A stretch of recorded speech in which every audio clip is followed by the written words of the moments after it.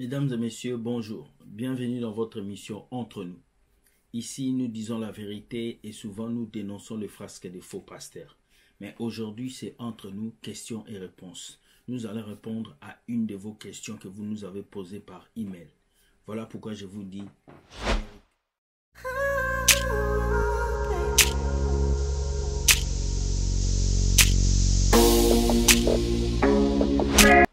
Hello, bonjour à tout le monde. Nous allons répondre au message de notre sœur qui nous a écrit depuis Paris, la sœur Paloma, qui nous a dit « Bonjour frère William, que dit Dieu sur la dot? Autrement dit, quel mariage Dieu reconnaît? Le mariage traditionnel, religieux ou celui de la mairie ?» Ce sont des sujets très vastes et très larges. Je ne peux pas développer ça ici, ça va nous prendre beaucoup d'heures et beaucoup de temps. Mais je vais aller dans le briefing pour que tu puisses comprendre la question. Le mariage, c'est d'abord une institution divine. Ça veut dire que ce n'est pas l'homme qui a créé le mariage. Ce n'est pas le maire qui a créé le mariage. Ce n'est pas les hommes qui ont créé le mariage, mais c'est Dieu qui a institué le mariage.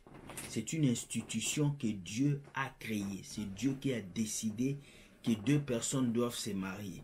Maintenant, dans le mariage, il y a ce qu'on appelle la dot, comme tu as expliqué. La dot, quand nous regardons dans le livre de Genèse, comment est-ce qu'Abraham a envoyé son serviteur pour donner un présent dans la famille, on devait épouser la femme de son fils Isaac. Il y a un présent qui a été donné, ça a été exigence comme une dot. Maintenant, concernant la dot, ça dépend des pays et d'origine. Il y a des gens qui n'acceptent pas la dot, il y a des gens qui acceptent la dot. Il y a des gens qui vont vous dire, au lieu de nous payer la dot, nous allons mélanger l'argent entre familles pour vous aider à avancer. Pendant qu'il y a d'autres personnes qui vont dire, tu vas payer la dot. Le problème est que la dot doit être symbolique. La dot ne doit pas être une somme d'argent que les parents veulent récupérer parce qu'ils ont fait grandir une fille. La dot ne doit pas être une somme d'argent que les parents veulent prendre pour s'enrichir. Aujourd'hui, on a des mariages où les gens payent 15 000 $ de dot, 20 000 $. Mais si déjà un jeune garçon qui veut se marier, il n'a pas encore fait 5 ans de vie, il a économisé pour épouser sa femme, vous lui demandez 10 000 $. Comment est-ce qu'il va faire pour gérer dans les jours à venir? Je pense que sur ce point-là, les parents doivent discuter concernant la dot et voir comment est-ce qu'ils peuvent alléger la tâche de la dot afin que les gens soient d'accord et que tout soit partagé dans l'amiable. Donc, la dot, c'est quelque chose qui est biblique et Dieu reconnaît un mariage où la dot a été donnée. C'est très important de le comprendre. Maintenant, si vous arrivez dans une nation ou dans une ethnie ou dans un groupe de personnes et ils n'acceptent pas la dot, vous pouvez soit les expliquer et donner la dot ou soit donner la dot d'une manière symbolique à cette famille. C'est très important de le comprendre. Maintenant, quel est le mariage que Dieu accepte? Le mariage est accordé chez Dieu, qui est marié devant Dieu. Dès lors que leur mariage a une valeur légale et officielle, Dieu agrée ce mariage. Un couple qui est marié devant Dieu, dès lors que leur union a fait l'objet d'une cérémonie de mariage formelle, Dieu accepte ce couple. Un couple marié devant Dieu, dès lors qu'ils ont des relations intimes, Dieu agrée ce mariage. Maintenant, le mariage que Dieu reconnaît, c'est le mariage traditionnel. Ça veut dire que lorsque tes parents sont d'accord que cet homme puisse venir se présenter chez toi, qu'il donne le présent, le mariage est accepté. C'est le mariage que Dieu accepte. Le mariage religieux à l'église, Dieu n'a pas exigé aux gens d'aller à l'église pour se marier. Non. Regardez Adam et Ève, Dieu les a mis ensemble dans le jardin d'Éden. Il n'y avait pas un pasteur, il n'y avait pas un prophète, il n'y avait pas de bague. Il y avait deux personnes que Dieu a unies.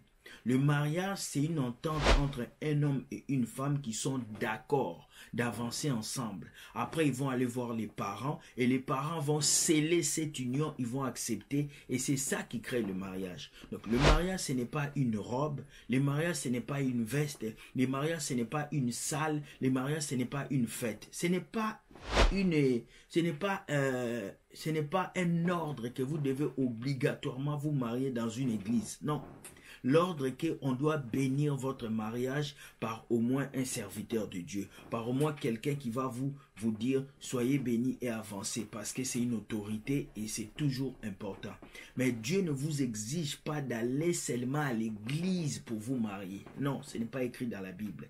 C'est écrit que le mariage soit honoré de tous et que le lit conjugal soit préservé de toute souillure. Donc ça veut dire que Dieu veut que le mariage soit honoré de tous. Vous pouvez faire une fête, c'est pas mauvais.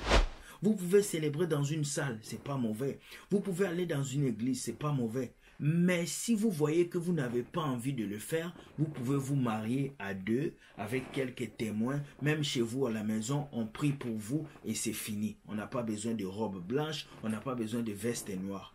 Ce sont des idées amenées par les hommes pour qu'on puisse embellir les choses. C'est comme les chaises à l'église, c'est comme les pianos à l'église. Ce ne sont pas des choses que Dieu a dit de faire, mais c'est des choses qu'on a vues et qu'on a imposées à l'église. Ce n'est pas mauvais. Je ne dis pas que c'est mauvais. C'est faisable, mais ce n'est pas obligatoire. Donc tu dois comprendre que le mariage que Dieu agrée, c'est le mariage traditionnel et le mariage religieux n'est pas obligatoire. Donc un pasteur peut venir prier pour vous à la maison, c'est fini. Vous n'avez pas besoin d'avoir une limousine, vous n'avez pas besoin de prendre des filles d'honneur, des parrains, des marraines, tout ça, vous n'avez pas besoin de ça. Un autre mariage que Dieu veut que vous puissiez agréer, le mariage à la mairie. Pourquoi? Parce que Dieu a dit, vous devez honorer les autorités. C'est très important quand vous vous mariez d'aller à la mairie. Pourquoi vous allez à la mairie? C'est pour protéger vos identités. Si un jour quelque chose arrive à ton mari, tu pourras prouver que tu t'es marié avec lui. Si un jour quelque chose arrive à ta femme, tu pourras prouver que oui, c'est ta femme. Par exemple, imagine que tu es milliardaire, tu épouses un homme qui est milliardaire et que cet homme arrive à mourir. La richesse de cet homme reviendra à sa femme légitime. Alors si tu t'étais marié à la mairie, c'est le certificat de votre mariage qui va te défendre face à la famille ou face aux gens qui veulent prendre la richesse de ton mari. Ça c'est ici en Occident. En Afrique souvent c'est des choses qui ne se passent pas. Donc c'est très important de comprendre ça. Vous pouvez vous marier traditionnellement, Dieu l'accepte. Dès que les parents sont d'accord, il n'y a pas de problème. Vous pouvez vous marier religieusement, vous appelez un pasteur qui prie pour vous, il n'y a pas de problème, il vous bénit. Mais vous n'êtes pas obligé de porter des robes blanches, d'avoir des vestes avec des gilets, d'avoir des filles d'honneur, d'avoir une grande salle, de louer des limousines, des Ferrari, de mettre la bague au doigt. Ça, ce sont des cultes, ce sont des services, des activités qu'on a ajoutées.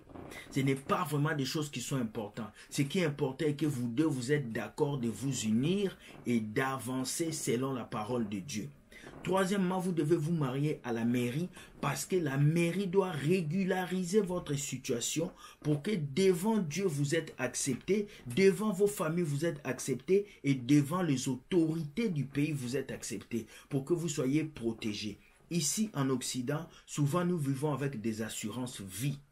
Donc chaque personne a payé des assurances. Ça veut dire que si ton mari meurt, on va te verser une somme d'argent. Donc si toi, tu n'avais pas déclaré à la mairie, si tu t'étais marié juste comme ça, le jour où il y aura un problème, la mairie va te dire on ne te connaît pas. Tu n'es pas marié, on ne te connaît pas. Donc c'est très important que tu puisses savoir cela.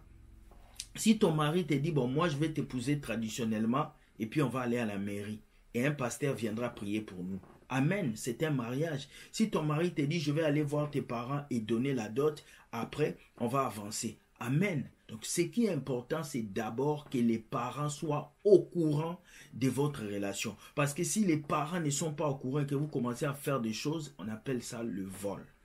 Voilà ma réponse pour toi, ma sœur. J'espère que j'ai bien répondu. Ceux qui ont de la connaissance encore, vous pouvez commenter en bas de la vidéo, nous dire ce que vous pensez, quel mariage que Dieu agrée. Je serai content de vous lire et de pouvoir aussi savoir quelque chose. Peut-être que ce que j'ai dit, c'est pas bon ou c'est pas bien. C'est à vous de pouvoir écrire et pouvoir m'éclairer aussi. Voilà, donc merci d'avoir suivi cette vidéo. Je vous souhaite une très bonne journée, que Dieu vous garde, que vous puissiez passer des bons moments. Écoute, Dieu gagne toujours et Satan perd toujours. Likez la vidéo, partagez et permettez aux gens de comprendre.